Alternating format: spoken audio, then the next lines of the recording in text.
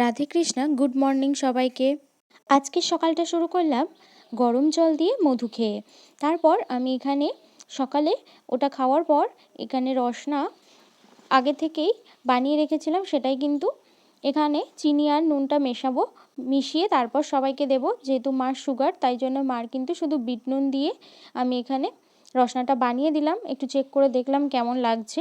তারপর সবাইকে কিন্তু চিনি আর বিট নুনটা দিয়ে দিচ্ছি। আমিও কিন্তু এখানে চিনি আর বিট নুন দিচ্ছি, কিন্তু আমার ওতে 1 চামচই দিচ্ছি। আমিও বেশি চিনি খেতে চাই না, যেহেতু একটু মোটা হয়ে যাচ্ছি তাই জন্যে। তারপরে সবাইকে বানিয়ে খেতে দেওয়ার পর তারপরে আমিও কিন্তু এখানে খেয়ে নিলাম। বোন যেহেতু খায় না, তাই আর বোনকে দেওয়া হয়নি। তারপর সকালে পড়াতে যাব বলে তাড়াতাড়ি করে খেয়ে নিলাম। এখানে ছিল সকালের খাবারে ঘাটকোল পাতা বাটা আর ঘাটকোলের ডাঁটা দিয়ে আলু দিয়ে, আর ছিল সজনের ডাঁটা দিয়ে আলু দিয়ে পটল দিয়ে তরকারি।